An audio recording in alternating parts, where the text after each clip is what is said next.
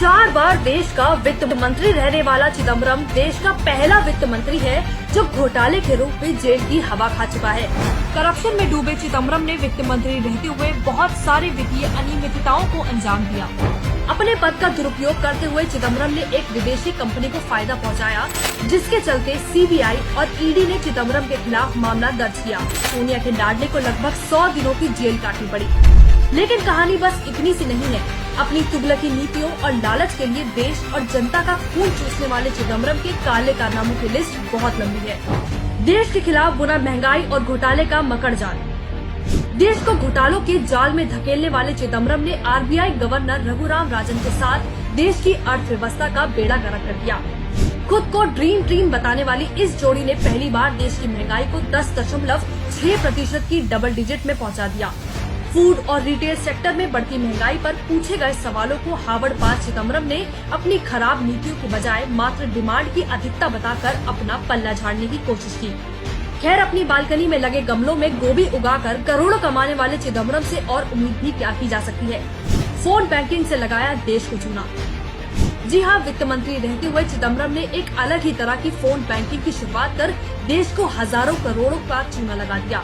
दिन रात उद्योगपतियों को कोसने वाली कांग्रेस के हार्वर्ड वाले वित्त मंत्री ने अपने उद्योगपति दोस्तों की मदद के लिए अपने पद का इस्तेमाल किया। कई बैंकों के अधिकारियों को सीधे फोन करके लोन का जुगाड़ करवाया। नियमों के खिलाफ जाकर फायदा पहुंचाने का कारनामा भी चिदम्बरम के वित्त मंत्री रहते ही हुआ, जिसका खामियाजा देश के बैंकों ने बढ़ते एनपीए के रूप में भुगता। बेटे के जरिए कमाई दलाली। चिदम्बरम की करतूतें केवल नियमों को धज्जियां उड़ाकर लोन बंटवाने तक ही सीमित नहीं रही, बल्कि इस लोन के बदले पूर्व वित्त मंत्री ने अपने बेटे को भी इन मोटे लोन्स के बदले दलाली दिलवाई। जहां एक तरफ नियमों के खिलाफ जाने वाले चिदम्बरम के चहेते बैंक अधिकारियों को किकबैक मिलता था, दूसरी तरफ चिदम्बरम के बेटे कार्ति चिदम्बरम को मोटा कमीशन मिलता रहा।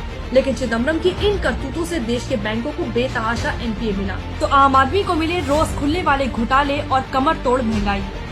आज भी चिदम्बरम के परिवार के खिलाफ केंद्रीय जांच एजेंसी 3500 करोड़ रुपए के एयरसेल मैक्सिस सौदे में भी चिदम्बरम की भूमिका की जांच कर रही है, जिसमें विदेशी कंपनी मैक्सिस ने एयरसेल में 100% हिस्सेदारी हासिल कर ली थी। 2006 के इस मामले में रजामंदी देने को लेकर चिदम्बरम पर पद का फायदा उठाते हुए गड़बड़ी करने का आरोप है।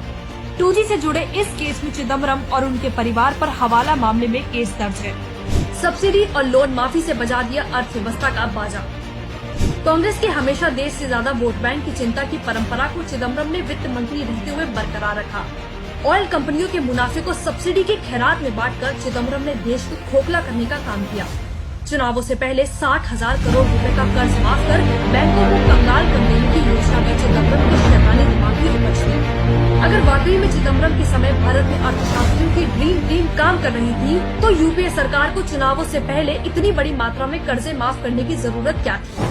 मतलब साफ है, खुद को बड़ा अर्थशास्त्री मानने वाले चिदम्बरम ने अपनी चालबाजियों से कुक द बुक्स की कहावत को सिद्ध कर दिया। खुद अपने कार्यकाल में अर्थव्यवस्था का भरता बताने वाले चिदम्बरम को आज किस मुंह से अर्थव्यवस्था पर ज्ञान बांटता है।